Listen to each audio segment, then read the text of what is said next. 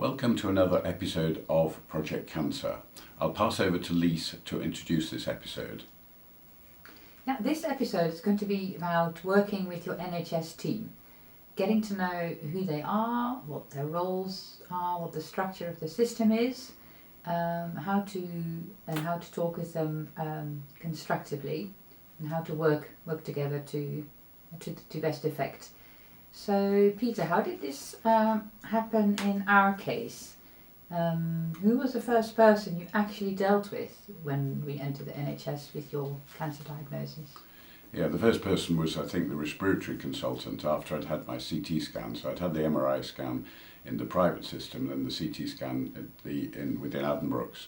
The respiratory consultant then confirmed what the cancer was and passed me then on to the lung cancer oncologist with whom I've dealt directly since then, since the first meeting in the beginning of January in 2022.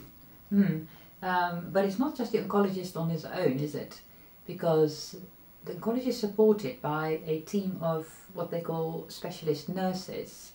Do you have such a team to call on? Yes, I'm sure this is the case in all NHS trusts, that there's a team of specialist nurses, and the person that we initially met and mostly contacted through and helped is a guy called Tiago, a very switched on, knowledgeable chap, and so he was in that first meeting, and he and I spoke to each other commonly on the telephone over the next few weeks until the treatment had settled down. But I know behind him he has other people like Sally, other names I haven't met.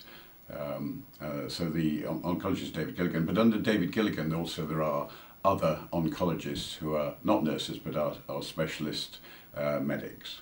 They're kind of more junior and they sort of step in when he's away or things like that, isn't it? How did you, in your case, find out what exactly the structure is, how the system really works in the department?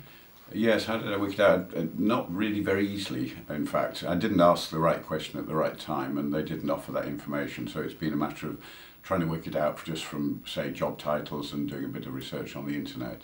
So it would have been better, I think, if I'd been given something from the NHS to say who the direct contacts were and what their roles and responsibilities were. Because it's important to sort of find out, to get to know who they are, what their roles and responsibilities are. And then you mentioned asking the right questions. How do you go about, deciding what the right questions are to talk to Yes, about? that's really different. We covered that a little bit in another of the podcasts.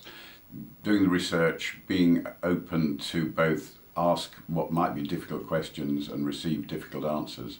As we've said before, it's a joint venture. It's working together. So obviously the professionals have many people like me in front of them over the months and years they've been working. But the actually knowing what to do from my side was something that was a learning process from when we first met David Gilligan and Tiago.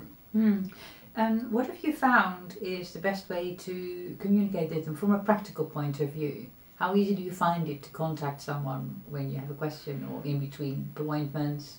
What's the best way? Yeah. What are the different ways and what have you found the best way? So the two ways that are set up to do that, one is, three ways really. One is if there's an emergency, there's a team of cancer. There's the response team for cancer, and that's a 24-hour line, 7 days a week, etc. And I've only actually rung them once when I couldn't get hold of the cortisol, the steroid at the beginning, and wondered whether I could get it from the hospital. Then there's the team of specialist nurses, and there are really three ways of getting hold of them. One is I'm talking purely, of course, about my experience and what happens here at Addenbrooke's here in Cambridge.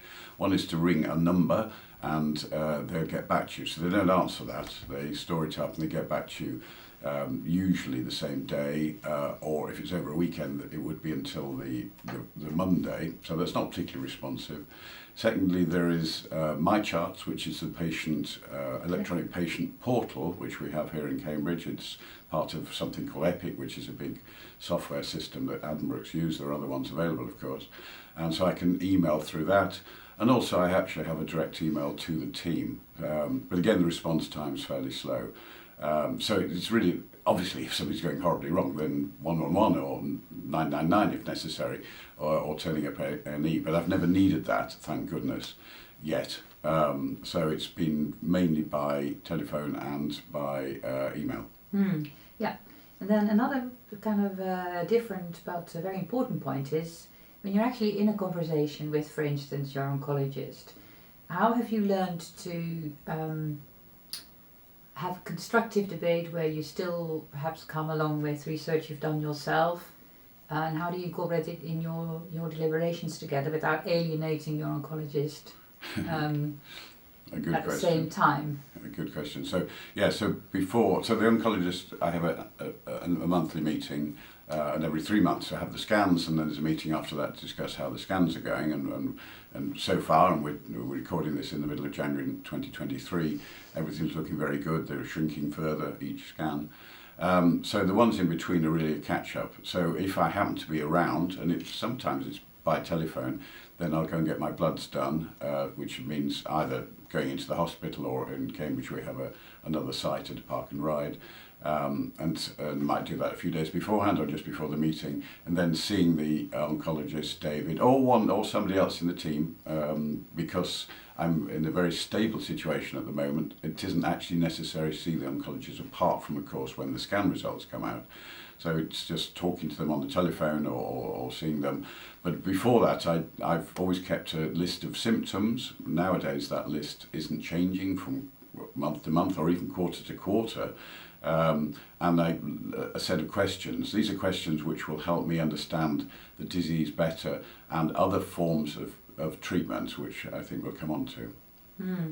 A good example of this process is where the oncologist suggested at one point that it might be useful for you to take a certain bone density drug, and mentioned some pros and cons. You went away and researched that, came back with the research, and then between the 2 or even 3 of us,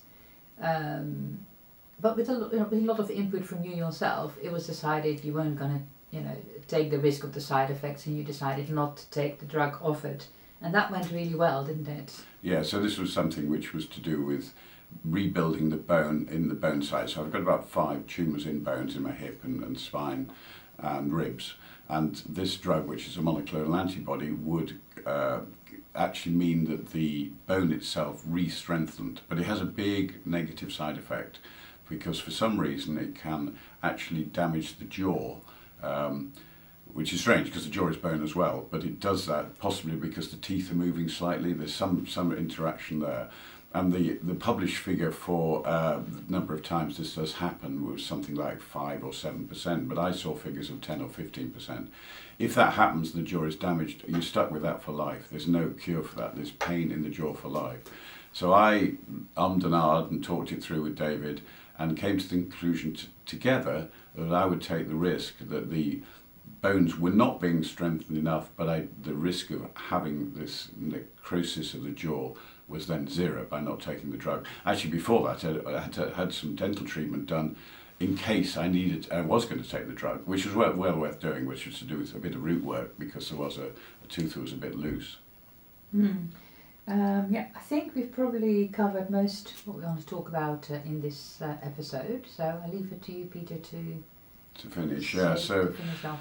Thanks, Lise. I mean, in the end, as I've said before, it's a joint venture. It's we're working together on it, and having a good working relationship with your oncology team is critical. But at the times, you've got to challenge them. Anger has no place. Obviously, the other side won't get anger. The emotion is all with the patient, and remaining calm at all times is so critical. Thank you very much.